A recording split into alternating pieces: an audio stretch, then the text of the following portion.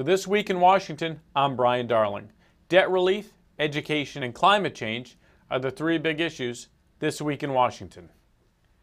The House passed a so-called Jubilee Act to cancel debt for poor countries, a move that could cost Americans billions of dollars. House leaders failed to attach promised reforms to the debt cancellation and seem not to mind promoting unaccountable lending and forgiving nations that lack the will and the ability to repay their American taxpayer-financed loans.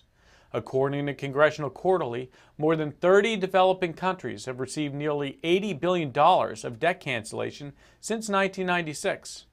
Please read Legislative Lowdown and Human Events this week for conservative issues coming up in Washington. This Tuesday, April 22nd at 11:30 a.m., the Heritage Foundation will be hosting an event titled 25 Years After a Nation at Risk, returning to President Reagan's vision for American education.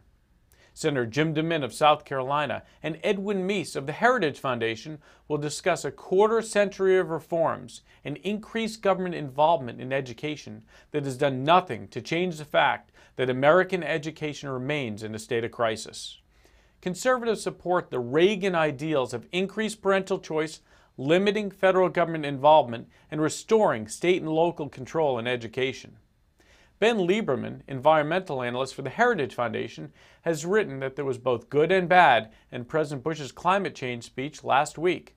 The bad is that President George W. Bush suggested that he will support federal limits on greenhouse gas emissions, a reversal after 7 years of opposition to mandatory controls on energy in the name of fighting climate change. The good? The president was careful to endorse several important principles that may make this much less of a policy shift than it seems.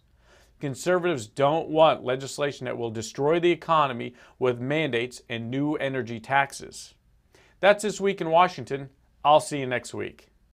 For more information, log on to heritage.org and stay tuned next week for more news and information.